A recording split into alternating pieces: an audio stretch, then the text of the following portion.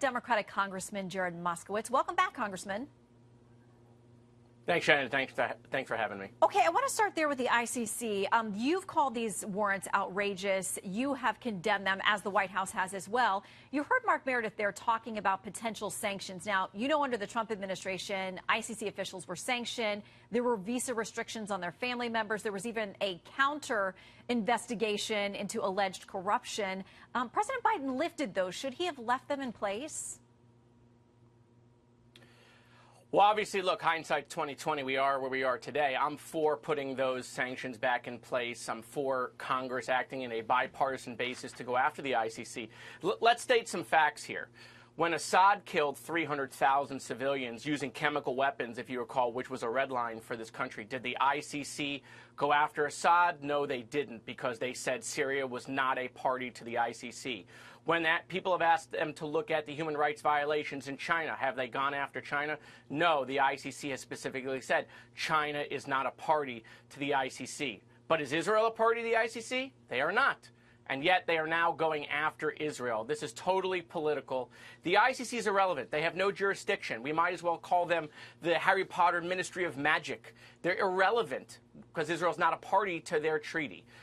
And so this is pressure, unfortunately, from the international community that wants to see no more Israel, and they're using the ICC to go ahead and do that. And I think the United States needs to respond in a strong bipartisan way, which is why you're seeing Democrats and Republicans in the House and the Senate and the Biden administration coming together.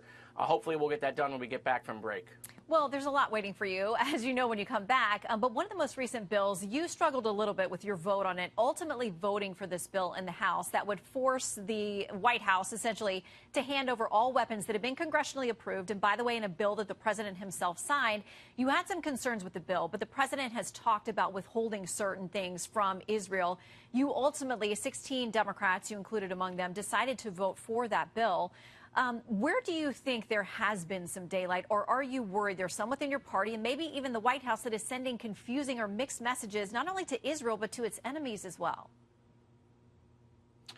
Well, the reason I was concerned about that bill is there were issues in there beyond Israel hamstringing potentially all administrations in the future.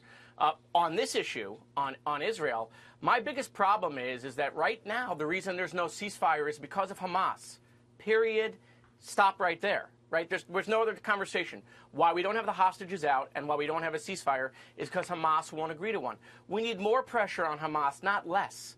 And anytime there's any daylight between the United States and Israel, Hamas has a reason to not come to the table and agree to a ceasefire. We also saw reports, unfortunately, that Israel had agreed to the terms between the United States and the Qataris, yet the Egyptians might have changed some of the terms in favor of Hamas. So unfortunately right now that the ceasefire conversations are an absolute complete mess. But make no mistake about it, the reason why there's a Rafah operation is because Hamas has not agreed to a temporary ceasefire to release the hostages.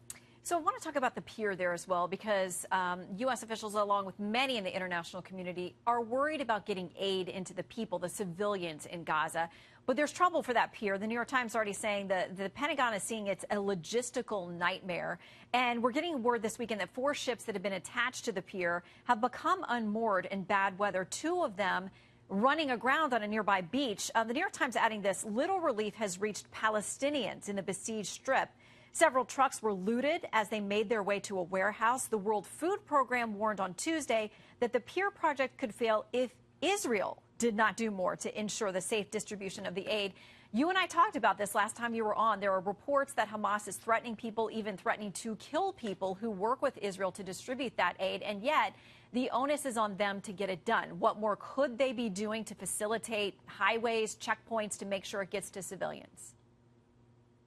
Yeah, again, right, it's the same conversation over and over and over. Oh, it's Israel, Israel, Israel, Israel, right? No, none of the problems on getting aid have anything to do with the fact that the UN is having issues getting that aid around because it's an unsecure area because Hamas is attacking the aid, right? Where's the pressure on Egypt to get aid, more aid through the Rafah crossing.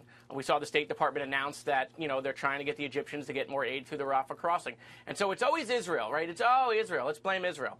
But again, the reason why there isn't humanitarian aid more going around is because it's unsafe, because Hamas is attacking the convoys, because Hamas wants to steal the aid.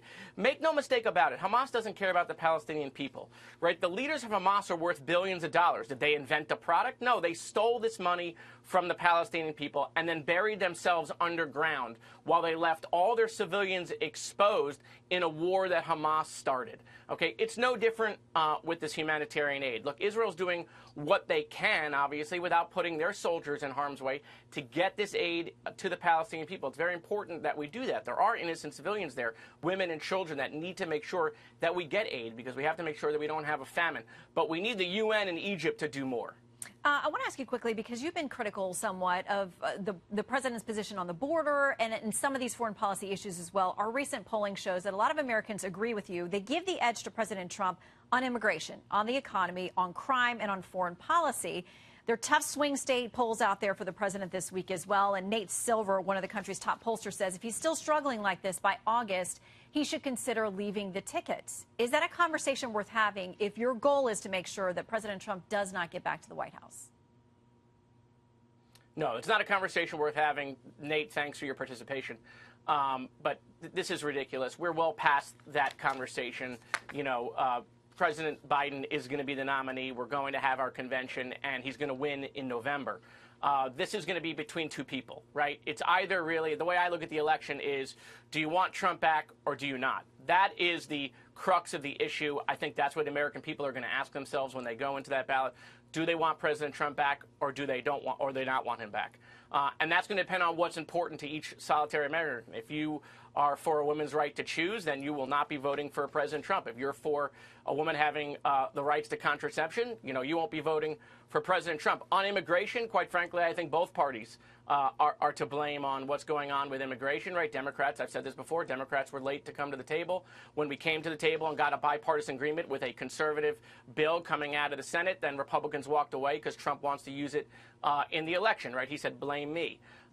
And so, at the end of the day, the election is very close. We're kind of at halftime now. We're going to get out of the summer, and all of a sudden it's going to be September, October. As we go into the election, people will look at what's the state of the economy at that moment and how do they feel about the country. But it is a very close election. It's down to a couple of states. Yeah, and right now they're not feeling good about the economy. We're going to talk about that more in the show. But, Congressman, we appreciate your time. Thanks for dropping in. Thanks, Shannon. Okay.